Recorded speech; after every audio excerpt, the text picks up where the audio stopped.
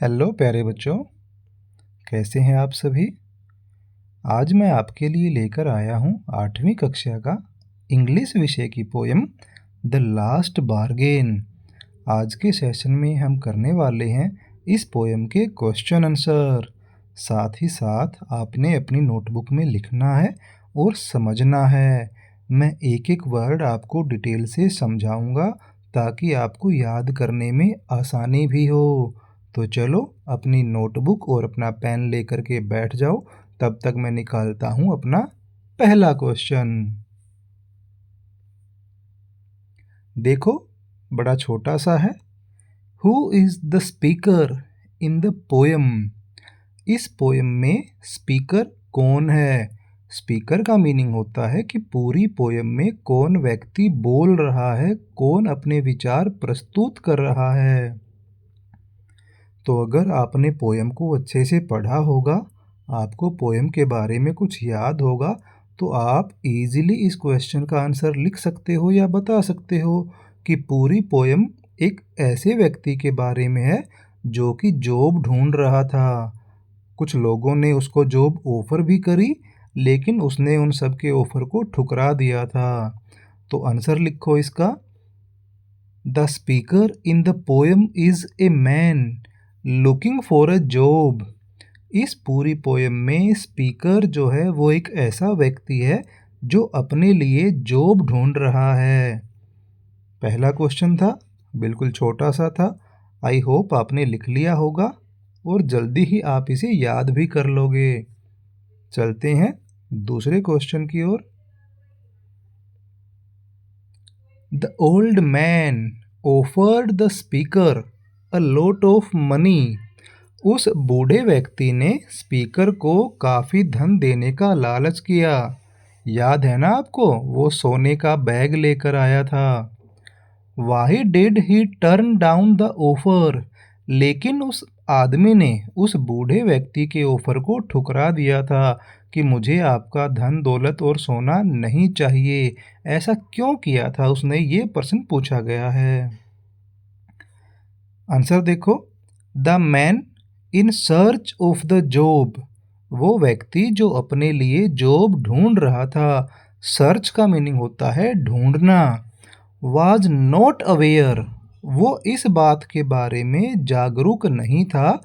What he was looking for in A job. कि वो job तो ढूंढ रहा है, अपने लिए काम ढूंढ रहा है। वो चाहता है कि कोई उसे काम पर रख ले, लेकिन काम के बदले में उसे क्या चाहिए, इस बारे में उसके पास कोई आइडिया नहीं था। ही कंसीडर्ड। कंसीडर्ड का मीनिंग होता है विचार करना। Wealth, power and happiness as temporary things. उसने विचार किया था कि जो वेल्थ है, वेल्थ का मीनिंग होता है धन, धन दौलत या पैसा। पावर, पावर का मीनिंग होता है ताकत। एंड हैप्पीनेस यानी कि खुशी। ये तीनों टेम्परेरी थिंग्स हैं। टेम्परेरी का मीनिंग है अस्थायी। कुछ समय किसी के पास होंगी, फिर उसके पास से दूसरे के पास चली जाएंगी, है ना। यानी कि ऐसा नहीं हो सकता कि एक व्यक्ति के पास ताकत हमेशा के लिए बनी रहे या एक व्यक्ति हमेशा खुश ही रहता रहे।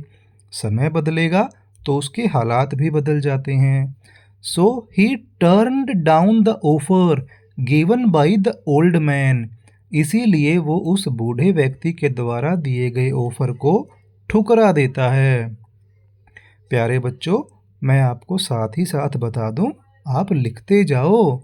अगर आपको लगता है कि आप लिखते लिखते रुक गए या कुछ सुनना भूल गए, तो वहाँ पर आप वीडियो को पॉज करो, पहले अपना लिखने का काम पूरा करो, दोबारा वीडियो को प्ले करो और फिर उसको सुनो। चलते हैं तीसरे क्वेश्चन की ओर। How did the speaker feel after talking to the child on the beach. जब समुंदर किनारे पर स्पीकर पहुंच गया था, शाम के समय वहां पर वो एक बच्चे से मिला था। तो बच्चे से बातें करने के बाद स्पीकर को कैसा महसूस हो रहा था। बीच का मीनिंग यहाँ पर होता है समुंदर का किनारा। आंसर को देखो। आफ्टर टॉकिंग, टॉकिंग का मीनिंग बातें करना। To the child on the beach, समुंदर के किनारे पर उस बच्चे से बातें करने के बाद। द मैन रियलाइज्ड, उस आदमी ने महसूस किया। वाही he was not attracted by the previous job offers, कि जो लोगों ने उसे पहले जॉब ऑफर किया था वो उनकी ओर आकर्षित क्यों नहीं हुआ। प्रीवियस का मीनिंग होता है पिछले, पहले वाले। आपको याद है ना, उसे 3 लोगों ने जॉब के ऑफर दिए थे। सबसे पहले एक राजा आया था अपनी चैरियट में बैठकर, हाथ में तलवार लेकर। उसने आकर बोला था कि मैं अपनी ताकत के बल पर तुम्हें अपनी नौकरी पर रख लूँगा, लेकिन उस व्यक्ति ने उसके ऑफर को ठुकरा दिया। उसके बाद दूसरा व्यक्ति, जो बूढ़ा व्यक्ति था, वो सोने का बैग लेकर आया था। उसने अपनी धन का लालच दिया था, लेकिन उस आदमी ने उस बूढ़े व्यक्ति के ऑफर को भी ठुकरा दिया। और तीसरा, जो लेडीज़ आई थी, जो सुंदर सी कन्या आई थी, उसने ऑफर दिया था कि मैं अपनी स्माइल से आपको हायर कर लूँगी, लेकिन वो व्यक्ति समझ गया था कि ये जो स्माइल है इसके पीछे भी कहीं ना कहीं उदासी छुपी हुई है, इसीलिए उसने उस लड़की के ऑफर को भी ठुकरा दिया था। The child hired him with nothing, लेकिन यहाँ पर तो इस बच्चे ने उसे हायर कर लिया, अपने पास काम पर रख लिया। किस चीज़ के बदले में? विद नथिंग, कुछ भी नहीं। नथिंग का मीनिंग होता है कुछ भी नहीं। The speaker felt as if he was a free man, अब जाकर के स्पीकर को खुद महसूस हो रहा था कि मानो वो एक आज़ाद व्यक्ति है, उसकी स्वतंत्रता उसी के पास है। किसी ने अपनी ताकत, अपना पैसा या फिर अपनी झूठी मुस्कान दे करके उसकी आज़ादी को खरीद नहीं लिया है, वो अभी भी स्वतंत्र है। He was not enslaved by the virtues of power, wealth and fake happiness. वो इन 3 झूठे गुणों का गुलाम नहीं बना है। इंस्लेव का मीनिंग होता है गुलाम बनाना। अब वो आदमी खुश है क्योंकि इन तीनों झूठी चीज़ों के चक्कर में पड़ के वो गुलाम नहीं बना। चलते हैं अगले क्वेश्चन पर। Why did the man refuse to work for the king? उस आदमी ने राजा के लिए काम करने से मना क्यों कर दिया? रिफ्यूज़ का मीनिंग होता है इनकार करना या मना करना। राजा के पास तो ताकत होती है ना, वो अपनी तलवार के बल पर काम करवा सकता है, लेकिन इस आदमी ने तो उसको मना कर दिया। क्यों कर दिया? आंसर देखो। The man refused to work for the king, इस आदमी ने राजा के लिए काम करने से मना कर दिया। ही फेल्ट, फेल्ट का मीनिंग होता है महसूस करना, क्योंकि इस व्यक्ति ने महसूस किया कि the king's power counted to be nothing for him, कि ताकत तो राजा के पास है, मेरे लिए उसकी क्या वैल्यू।